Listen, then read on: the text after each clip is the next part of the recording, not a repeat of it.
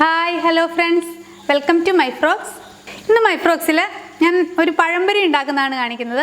അപ്പോൾ പഴംപൊരി നമ്മൾ വളരെ ഈസി ആയിട്ട് ഉണ്ടാക്കാൻ പറ്റിയ ഒരു പലഹാരമാണ്. കുട്ടികൾക്ക് വൈകിട്ടൊക്കെ വളരെ വേഗം നമുക്ക് തയ്യാറാക്കി കൊടുക്കാൻ പറ്റുന്ന ഒരു പലഹാരം കൂടിയാണ്. അപ്പോൾ ഞാൻ കുട്ടികൾക്ക് ഉണ്ടാക്കി കൊടുക്കുന്ന ഈസി ആയിട്ടുള്ള ഒരു റെസിപ്പിയാണ് ഞാൻ ഇന്നിവിടെ കാണിക്കുന്നത്. അത് തന്നെ രണ്ട് രീതിയിൽ നമുക്ക് ഉണ്ടാക്കാം. ഒന്ന് ഓയിൽ ഉപയോഗിച്ചും ഒന്ന് ഓയിൽ ഉപയോഗിക്കാതെയും. അപ്പോൾ രണ്ട് രീതികളും ഞാൻ കാണിക്കുന്നുണ്ട്. വീഡിയോ അവസാനം വരെയും കാണുക. അപ്പോൾ നമ്മുടെ ചാനൽ സബ്സ്ക്രൈബ് ചെയ്യാത്ത കൂട്ടുകാരും ആദ്യമായിട്ട് കാണുന്ന കൂട്ടുകാരും എല്ലാവരും ഒന്ന് സബ്സ്ക്രൈബ് ചെയ്തേക്കണേ. അപ്പോൾ നമുക്കിനി വീഡിയോയിലേക്ക് കിടക്കാം.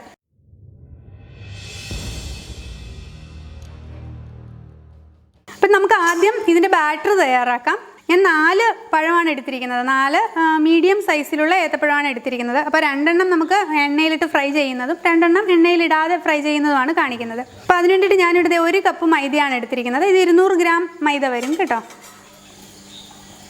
അതിൻ്റെ കൂടി 1/4 കപ്പ് അരിപ്പൊടി. അരിപ്പൊടി ഇത്തിരി തരിയുള്ള അരിപ്പൊടിയാണ് എടുത്തിരിക്കുന്നത്. പുട്ടിൻ്റെയൊക്കെ പരുവത്തിനുള്ള അരിപ്പൊടിയാണ് എടുത്തിരിക്കുന്നത്.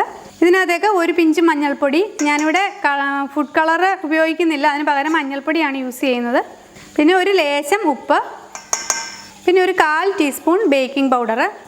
ഇനി ഇതിലേക്ക് ഞാനൊരു 5 ടീസ്പൂൺ പഞ്ചസാര ചേർക്കുന്നു. പഞ്ചസാര നിങ്ങൾക്ക് മധുരം അനുസരിച്ച് ചേർക്കാം കേട്ടോ. ഞാനിപ്പോൾ നന്നായിട്ട് പഴുത്ത പഴമാണ് എടുത്തിരിക്കുന്നത്, അതുകൊണ്ട് അതിന് തന്നെ നല്ല മധുരം ഉണ്ടാവും. പിന്നെ ഞാൻ ഇതിലേക്ക് ഒരു 1/4 ടീസ്പൂൺ ജീരകം ഇടുന്നുണ്ട്.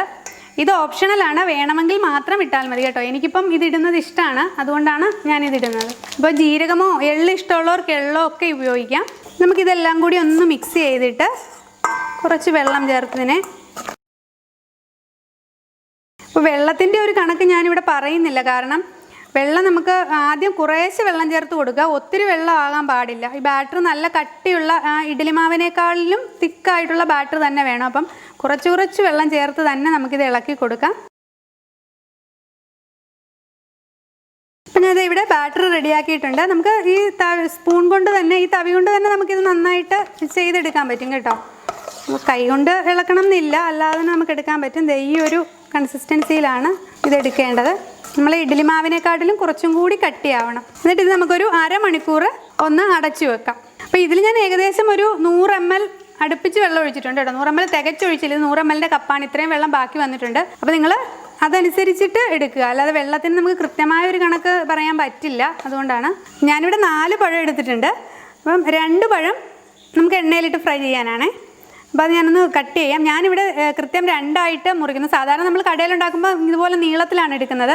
ഇവിടെ ഇപ്പോൾ നമുക്ക് ഓയിൽ ഒത്തിരി എടുക്കണ്ടെന്ന് വിചാരിച്ചിട്ടാണ്, നമ്മൾ വീണ്ടും റീയൂസ് ചെയ്യത്തില്ലല്ലോ. അപ്പോൾ ചെറിയ പഴമാകുമ്പം കുറച്ച് ഓയിലിൽ നമുക്ക് ചെയ്യാൻ പറ്റും. അതുകൊണ്ട് ഞാനിങ്ങനെ 2ആക്കി മുറിക്കുന്നു.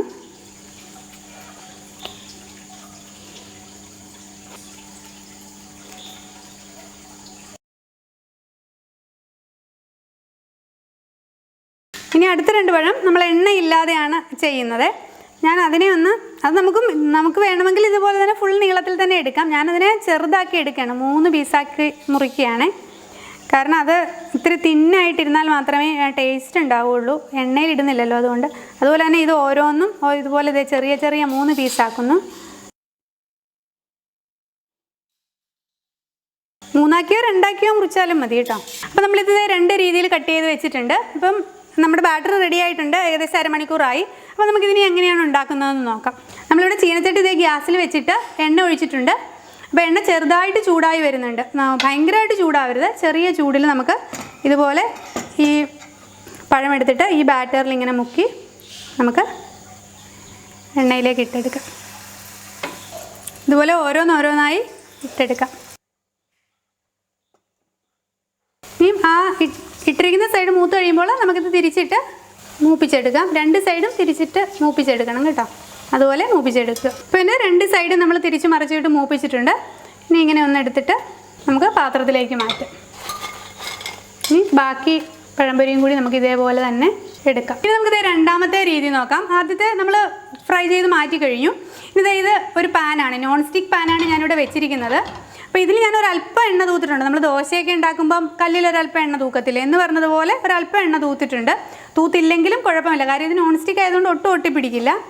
ഇനി നമുക്ക് നമ്മുടെ സെയിം ബാറ്ററിൽ തന്നെ ഈ കട്ട് ചെയ്ത് വെച്ചിരുന്ന ആ ഏത്തപ്പഴത്തിൻ്റെ പീസ് ഇതുപോലെ ഒന്ന് മുക്കിയിട്ട് നമുക്ക് ഈ പാനിലേക്ക് ഇട്ട് കൊടുക്കാം. അപ്പോൾ ഇങ്ങനെ വെക്കുന്നതുകൊണ്ടാണ് ഞാൻ തിന്നായിട്ട് കട്ട് ചെയ്യണം എന്ന് പറഞ്ഞത്. അപ്പോൾ പെട്ടെന്ന് നമുക്കൊന്ന് ഉള്ളു വെന്തൊക്കെ കിട്ടാൻ വേണ്ടിയിട്ടാണ്. തിക്കായിട്ടാണെങ്കിൽ നമുക്കത് ബുദ്ധിമുട്ടായിരിക്കും, ആകം വെന്ത് കിട്ടില്ല, അതുകൊണ്ടാണ്. അപ്പോൾ ശരിക്കും നമുക്ക് എണ്ണ അധികം കഴിക്കാൻ പാടില്ലാത്തവർക്കും ഒക്കെ ഇങ്ങനെ ഉണ്ടാക്കുന്നത് തന്നെയാണ് നല്ലത്. നല്ല ടേസ്റ്റ് തന്നെയാണ് കേട്ടോ. എണ്ണയിൽ ഫ്രൈ ചെയ്തെടുക്കുന്നില്ല എന്ന് മാത്രമേ ഉള്ളൂ. പിന്നെ വേണമെന്നുണ്ടെങ്കിൽ ഇതിലൊരല്പം എണ്ണ നമുക്കിങ്ങനെ മേലെ തൂവി കൊടുക്കുകയും ചെയ്യാം. അല്പം എണ്ണയുടെ ടേസ്റ്റ് വേണം എന്നുള്ളവർക്ക്. ഇനിയും ഒരു സൈഡ് നമ്മൾ മൂത്ത് കഴിയുമ്പോൾ മറു സൈഡ് മൂക്കാൻ വേണ്ടിയിട്ട് മറു സൈഡ് ഇടുക. അപ്പോൾ നിങ്ങൾക്ക് വേണമെങ്കിൽ ഒരല്പം എണ്ണ തൂവി കൊടുക്കാം, വേണ്ടെങ്കിലും ഇല്ലെങ്കിലും കുഴപ്പമൊന്നുമില്ല, നന്നായിട്ട് തന്നെ കിട്ടും. ഇത് മീഡിയം ഫ്ലെയിമിലിട്ട് വേണം ഫ്രൈ ചെയ്യാൻ വേണ്ടിയിട്ട് കേട്ടോ. ഇതുപോലെ എല്ലാം തിരിച്ചെടുത്തിട്ടുണ്ട്. ഇത് നമുക്ക് പാത്രത്തിലേക്ക് മാറ്റാം. അങ്ങനെ നമ്മുടെ 2 പഴംപൊരികളും റെഡി ആയിട്ടുണ്ട്. ഇത് എണ്ണയില്ലാത്ത പഴംപൊരി, ഇത് എണ്ണയിലിട്ട് ഫ്രൈ ചെയ്തെടുക്കുന്ന പഴംപൊരി. അപ്പോൾ ഇത് നമുക്ക് കുട്ടികൾക്കും എണ്ണ കഴിച്ചാൽ കുഴപ്പമില്ലാത്ത ആൾക്കാർക്കൊക്കെ ഇത് കൊടുക്കാം. എണ്ണ കഴിച്ചാൽ കുഴപ്പമുള്ള കൊളസ്ട്രോളൊക്കെയുള്ള ആൾക്കാർക്ക് ഇങ്ങനെ നമുക്ക് പഴംപൊരി ഉണ്ടാക്കി കൊടുക്കാം. അപ്പം വളരെ ഈസി ആയിട്ട് നമുക്ക് ഉണ്ടാക്കാൻ പറ്റുന്ന 10 മിനിറ്റൊക്കെ മതി നമുക്കൊരു വൈകിട്ടത്തെ ഈവനിങ് സ്നാക്ക് ഉണ്ടാക്കാനായിട്ട് പഴംപൊരി ആണെങ്കിൽ. അതുപോലെ തന്നെ നല്ലപോലെ പഴുത്ത പഴമാണെങ്കിൽ പഞ്ചസാര കുറച്ച് ഉപയോഗിക്കുക, അത് മാത്രം ശ്രദ്ധിച്ചാൽ മതി.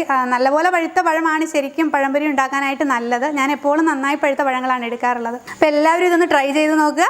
എല്ലാവരും ഷെയർ ചെയ്യുക, കമൻറ്റ് ചെയ്യുക, സബ്സ്ക്രൈബ് ചെയ്യുക. Thank you for watching.